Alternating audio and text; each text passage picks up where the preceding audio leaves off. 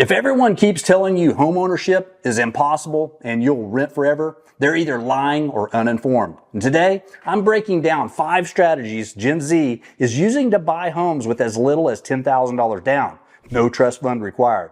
Before I built 7-figure businesses, I bought my first house in Allen, Texas, years ago when it was still affordable. That house gave me equity, stability, and eventually became part of how I built wealth. Now Allen is expensive, but there are hundreds of cities where Gen Z can still get in the game. And here's the reality. Only 26% of Gen Z owns homes compared to 55% of millennials and 72% of Gen X. Median home prices are $420,000. Interest rates are above 6% and wages are, well, still what they were 5 years ago.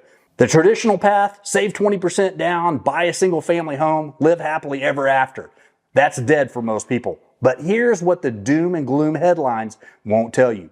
32% of Gen Z plans to buy within 5 years, and those who are buying are doing it differently than any generation before. They're not waiting for perfect circumstances. They're creating opportunities. My sons Tyler and Hunter are watching the market, learning the strategies, and waiting for their moment. They understand something critical. You don't need a $400,000 house in California. You need a $180,000 duplex in Ohio where the rent pays your mortgage. Let me show you how this actually works.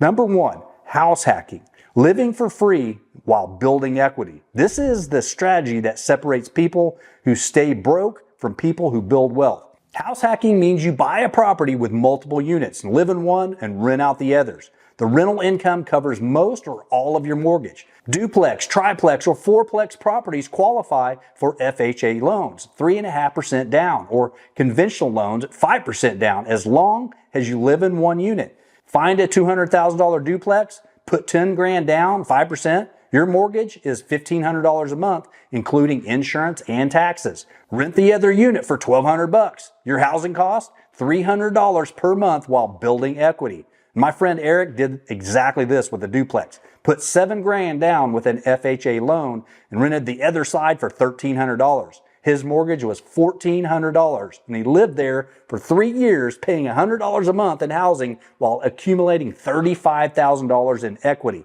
Then moved and kept both units rented for $2,600 total. Mortgage still $1,400. That's $1,200 in monthly profit while owning an asset worth $240,000. Here's the real talk. House hacking is the fastest way to go from renting, losing $1,500 a month, to owning, making $500 to $1,000 every month. Every person I know who built real wealth before 35 did some version of this. The catch? You have to be comfortable with renters and minor landlord duties, but learning to manage a property at 25 is worth way more than a college degree in entrepreneurship. And drop a comment. Would you house hack if it meant living rent-free? Or does having renters next door sound like a nightmare? And let me know down in the comments. Next is number 2, FHA and first-time buyer programs, the low down payment hack. If you think you need 20% down, congratulations. You've been listening to advice from people who bought houses in 1987. Welcome to 2026, where loan programs actually exist for humans without $80,000 sitting around. FHA loans, 3.5% down. $200,000 house equals $7,000 down payment. Credit score requirement, probably 580. That's it. Yes, you'll pay PMI, mortgage insurance, but you're building equity instead of making your landlord rich. My friend Will used an FHA loan to buy his first house with $6,500 down. 5 years later, that house is worth $280,000. His expensive PMI cost him $8,000 total. His equity gain, $95,000. VA loans, 0% down for veterans. Served in the military? You can buy a house with literally 0 down payment. My friend James used his VA loan to buy a $230,000 house with 0 down. 0. People complain about housing costs while ignoring the program specifically designed to help them. USDA loans, 0% down for rural areas. Want to live outside a major city? USDA loans offer 0 down payment for properties in qualifying rural areas. Rural doesn't mean farmland. It means suburbs and smaller cities where you probably want to live anyway because everything's cheaper. Next is state and local first-time buyer programs. Most states offer down payment assistance, grants, or low interest loans ranging from $5,000 to $25,000. And here's the wild part. Only 8% of Gen Z first-time buyers actually tap into these programs. The other 92%, apparently too busy complaining about housing costs on TikTok to spend 30 seconds Googling down payment assistance in your state. And the plot twist, the you need 20% down myth keeps poor people renting forever while educated buyers use 3.5% down to start building wealth at 24. Now on to number 3, co-buying with friends or siblings. Doubling your buying power. This sounds weird until you realize 22% of Gen Z homeowners in 2025 bought with siblings, up from 4% in 2023. Why? Because 2 incomes buying 1 property makes way more sense than 2 people separately renting. Buy with a sibling, friend, or partner. You each save $10,000. That's $20,000 down on a $400,000 house for 5%. Split the mortgage. Both build equity, both get tax benefits. When circumstances change, you sell and split the proceeds, or one buys out the other. My friend Mateo and his brother bought a house together in Grand Rapids for $275,000. They each put $7,500 down, split the $2,100 mortgage, which was $1,050, I believe, and they're building equity while paying less than rent. The house is worth $320,000 now. They each have $22,500 in equity after 2 years. The key is a legal agreement drawn up by a real estate attorney. Who owns what percentage? What happens if someone wants to sell? How repairs get paid? All documented. Cost? $500 to $1,500. Worth it? Absolutely. Co-buying expands your options. On your own, you qualify for a $200,000 house. With a co-buyer, $400,000. Better locations, bigger properties, more rental income potential. The real talk, your parents bought houses alone because they could afford to. You can't. Adapt or keep renting and complaining. Your choice. All right, number 4, move to affordable markets. Geographic arbitrage. Here's a radical idea. Don't buy where it's expensive. Buy where you can actually afford.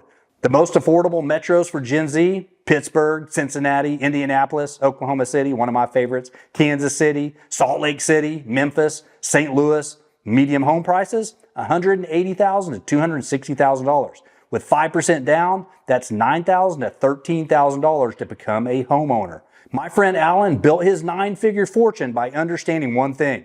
You make money where the opportunities are, not where it's trendy. While everyone fights over $800,000 homes in Austin, smart buyers are getting $220,000 homes in Columbus. Remote work makes this possible. Earn California money, live in Ohio. My friend Anish works remotely for a San Francisco tech company, making $110,000 while living in Raleigh, where his mortgage is $1,600 for a 2,000 square foot house. Same house in San Francisco, $7,000 per month minimum. The narrative that Gen Z can't afford homes is only true if you insist on living in the 20 most expensive cities in America. Expand your search radius by 500 miles and suddenly you've got options. The plot twist, the people telling you to just move somewhere cheaper like it's an insult, they're the same people paying $2,800 a month for a 600 square foot apartment while you're building equity. Who's really winning? All right, and lastly, number 5, fixer-uppers and foreclosures. The sweat equity strategy.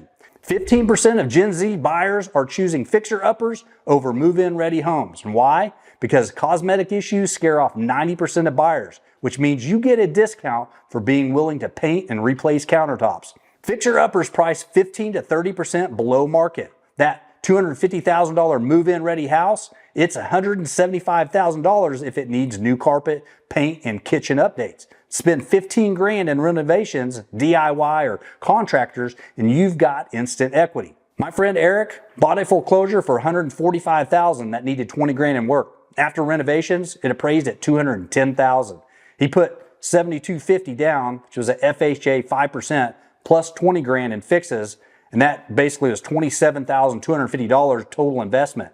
Instant equity, $45,000. That's a 163% return in 6 months. FHA 203K loans let you roll renovation costs into your mortgage. Buy a $150,000 fixer-upper that needs $30,000 in repairs. You get one loan for $180,000 with the renovation money held in escrow and released as work is completed. And the catch?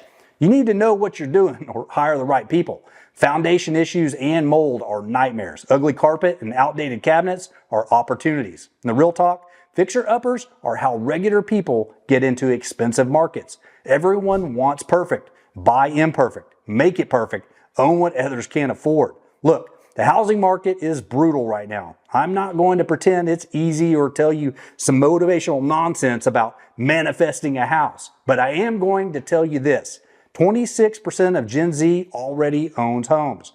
Not because they're richer or luckier, because they figured out strategies the other 74% haven't learned yet. House hacking, FHA loans, co-buying with friends, moving to affordable cities, and buying fixer-uppers. These aren't backup plans. These are the plan for this generation. The traditional path is dead. Good. The new path is better if you're willing to be creative. I bought my first house in Allen, Texas when it was affordable and used that equity to fund my next moves. That house was the foundation of everything I built afterward. My sons are preparing to do the same.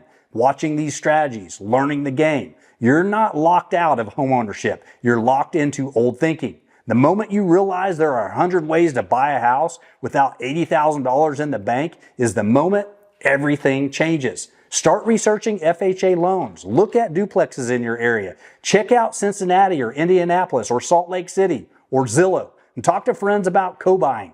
Get uncomfortable with the idea of a fixer-upper or keep telling yourself it's impossible and stay renting. Landlords love that strategy. Subscribe if you want more real talk on building wealth without the BS. And check out this next video YouTube thinks you will enjoy. Your move, Gen Z, literally. Peace be with you, and I will see you in the next video.